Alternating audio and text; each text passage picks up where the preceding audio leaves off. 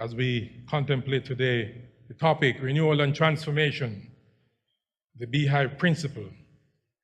A call to the church, if the church is going to play its role in the society, to play its role in missions, local and overseas, and to see to it that society is ordered as God wanted it to be ordered, God's intention, but Christians must be alert. And the church must be constantly renewed to play its role in the good ordering of society. So our topic today is renewal and transformation, the Beehive principle. And 1 Peter 4:10 speaks of the fact that God has given each of you a gift from his great variety of spiritual gifts, and we are called to use them well to serve God and to serve one another, to serve his church.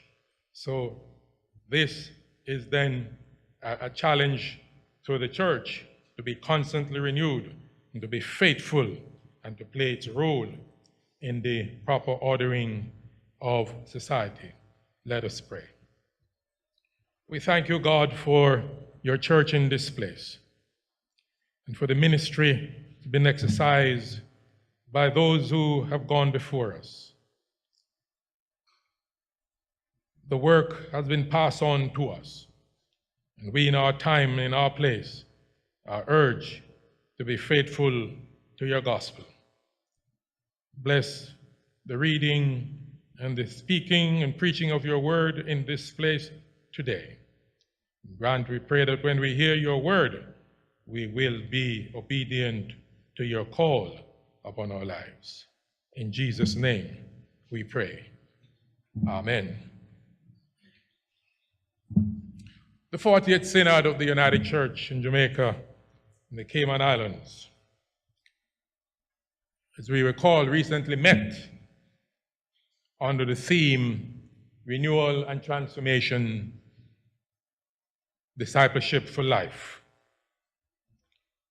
Whether a church, a congregation, has been in existence for 25, 50, 100 years, that congregation must constantly ask itself the reason for its existence in that specific place and at that particular time.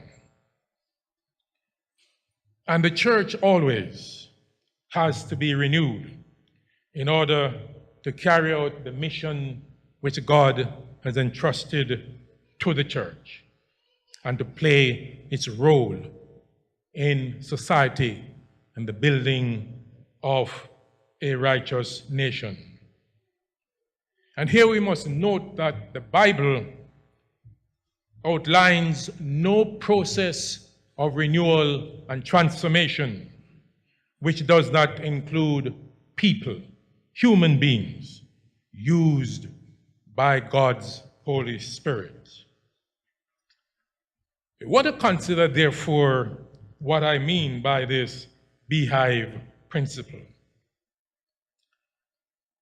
I'm told that honeybees have a very highly developed social structure. And this is one description. There may be others, and some things may be missing. Other people will know some other things, but this is a description of the social structure of a beehive. A beehive, I am told, may house as many as 80,000 bees, each of which performs a specialized task or duty. Some are called forager bees, F-O-R-A-G-E-R. That is, bees which fly great distances to collect food for the hive. The guard bees protect the hive entrance from intruders. The scout bees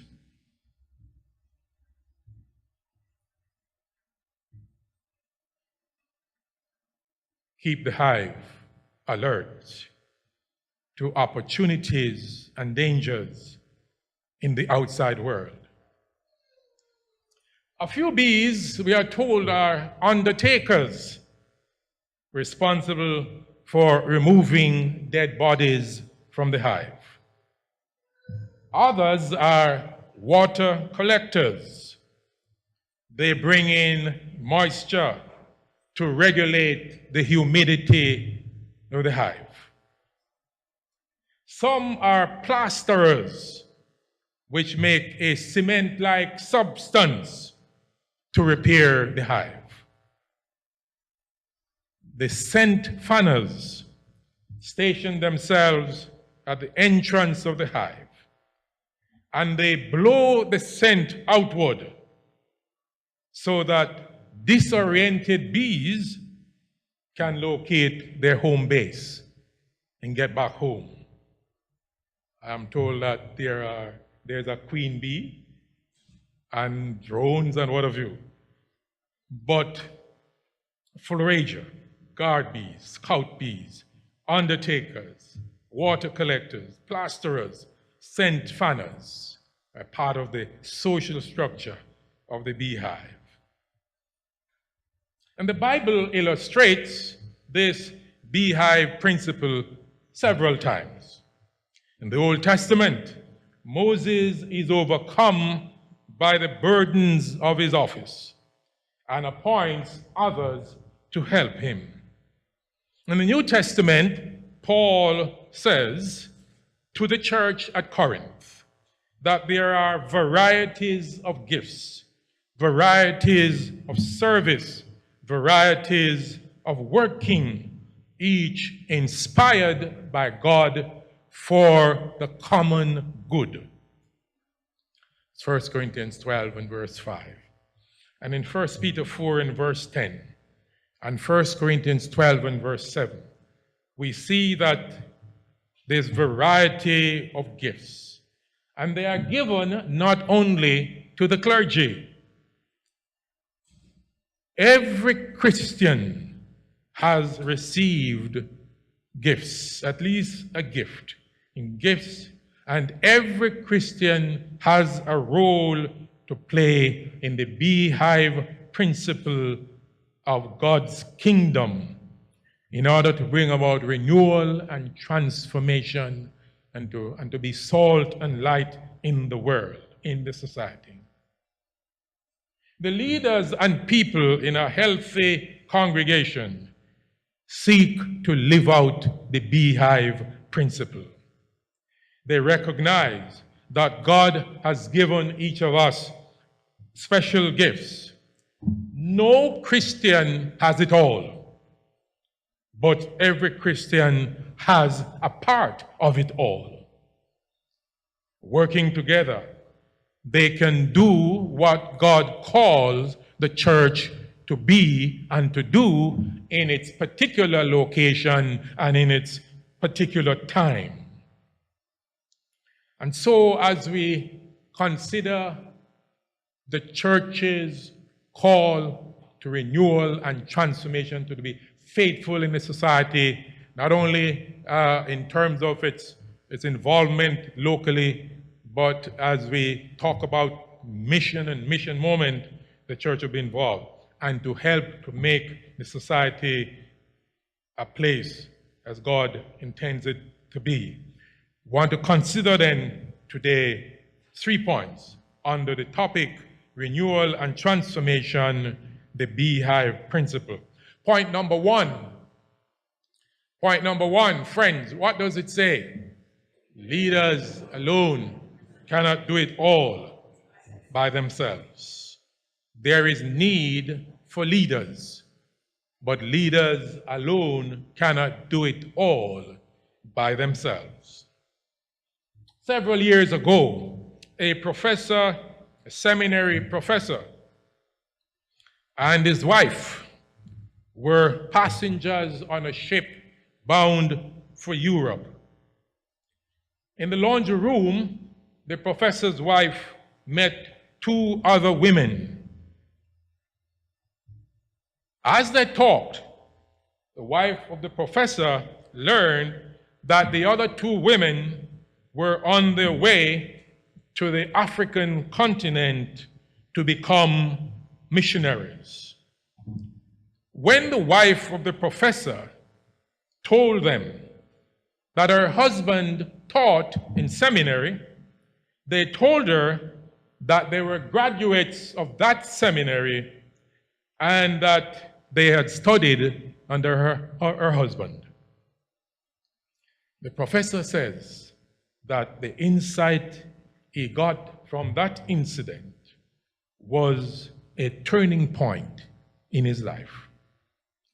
Until then, he had felt guilty about not going to the mission field. And through this experience, he realized that the best way for him to do mission work was to equip others for that role. Through this experience, his life was enriched.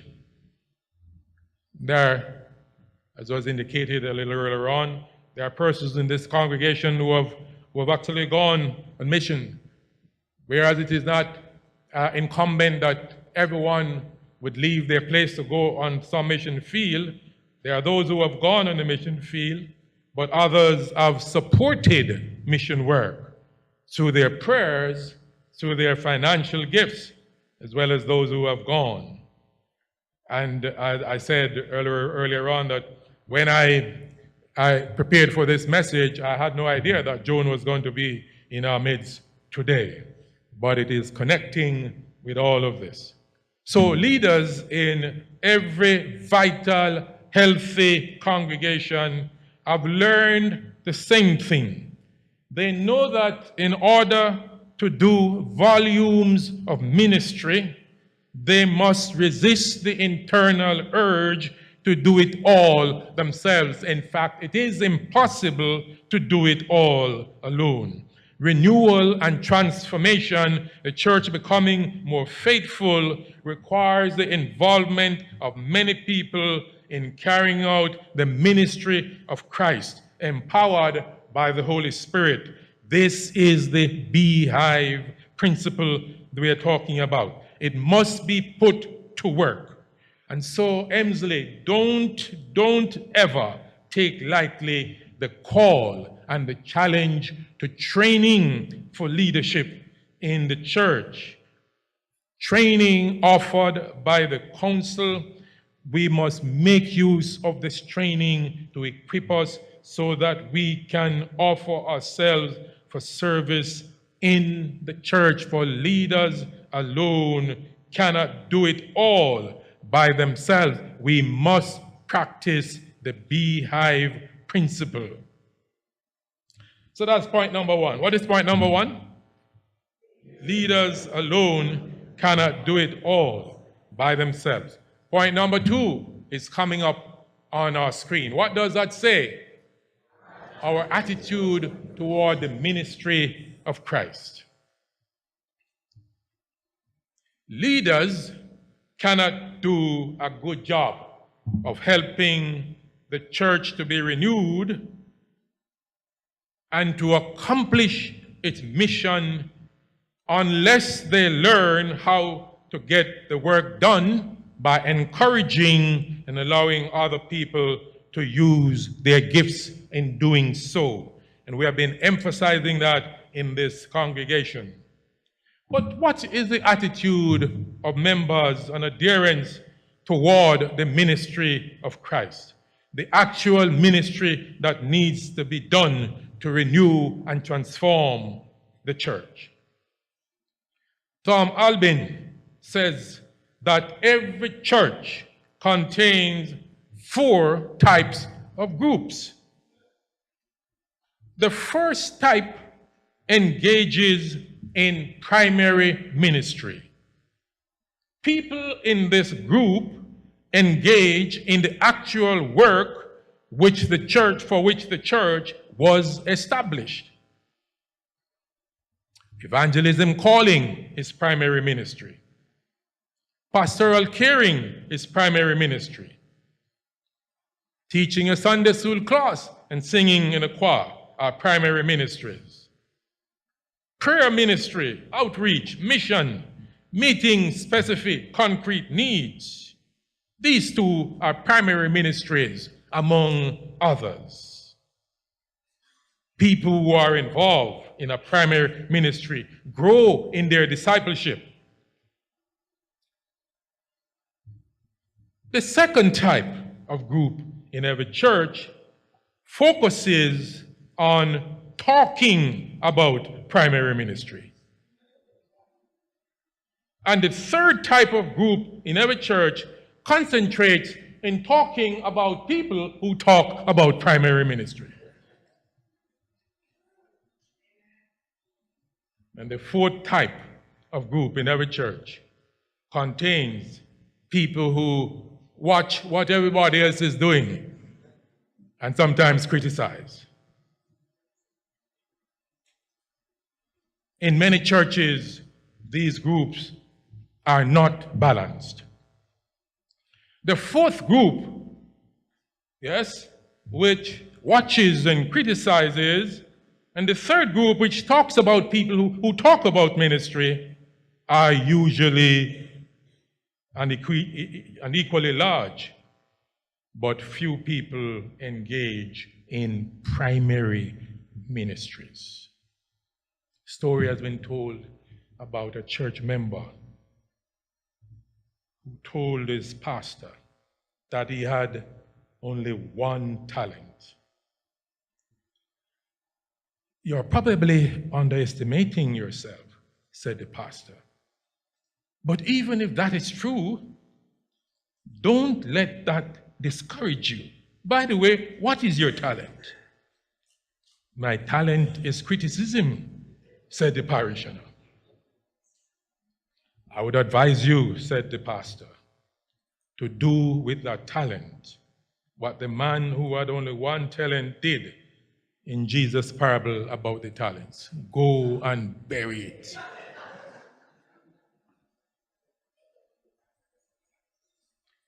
Continual constructive evaluation is essential for the operation of any effective congregation. But negative criticism influences people to withdraw from doing any job at all. So today, as we contemplate the events of the nation, as we contemplate the role of the church in the society, to be faithful to God, and the church must always be renewing itself in order to carry out faithful ministry. I have raised 2 points with you so far. Point number one is, leaders alone cannot do it all by themselves. Point number two, our attitude toward the ministry of Christ's church. And we must determine, look at ourselves and see which group we fall into. Point number three.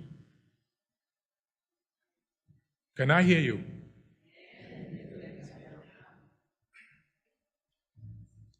If you are not involved in some area of active primary ministry, end the neglect now.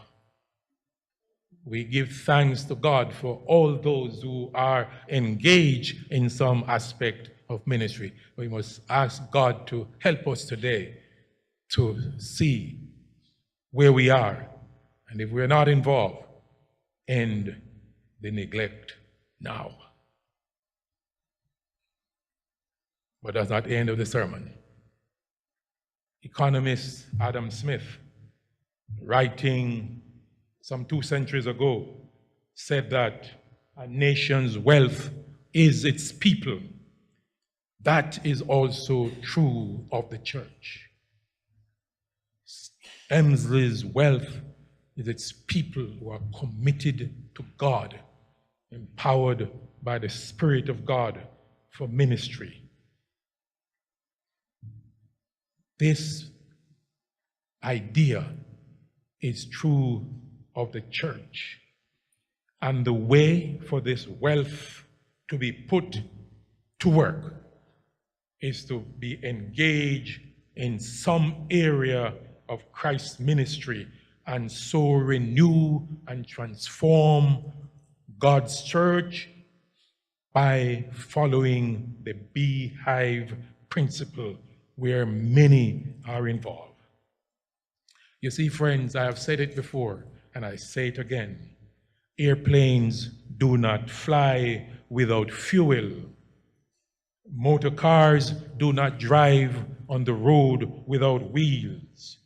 And Christ's ministry on earth is not done without human hands and feet and brains and bodies. You may be very busy. You may be very rushed, but Jesus invites you to pause today and consider what spiritual gifts God has given you and how God is calling you to use that gift. Put another way, give some thought to Christ's ministry carried out by this local congregation in this place at this particular time, and ask God to show you how He can use you in His church. The congregation here at Emsley has ongoing needs for persons to serve, whether as elders, ministry coordinators, the music ministry, church school teachers, worship leaders, readers, ushers, greeters, the youth ministry, visitation ministry, the prayer ministry, witnessing and evangelism, the water ministry, the pantry ministry, a whole lot of areas. Currently, we also need help with driving the bus, whether it be on a Wednesday for picking up the girls for Girls Brigade or Friday night, and for persons to be on the bus to help when they're dropping off and picking up, to help maintain discipline and order. When we see increased faithfulness, when we see people responding, increased obedience, when we see increase in the number of persons who want to be involved in primary ministry, when we see increase in commitment, when we see a greater love for prayer, then we know that renewal and transformation is taking place among God's people, and the church is becoming more faithful to God. The government of New Zealand has made excellent use of its rivers for generating electric power. Is anybody in this congregation from New Zealand? Nobody on the island from New Zealand? Anybody on the island from New Zealand should be at Emsley. But one of those powerful rivers, I'm told the Waitaki, W-A-I-T-A-K-I, I hope that's the correct pronunciation. So I was asking anybody from New Zealand to make sure we're getting the right pronunciation. But this river pours out of what is called the Mackenzie Basin in southeastern New Zealand on its way to the Pacific Ocean. As it makes its way, this long trip, the Waitaki River goes through 18 power stations. In each one, it generates electricity used all over New Zealand. A tourist who heard that story in a tour guide's speech responded with this question: but isn't the power all gone out of the water before it gets to the last station? I'm not so sure what answer was given to the question. But I use this story to say that no congregation generates its own energy.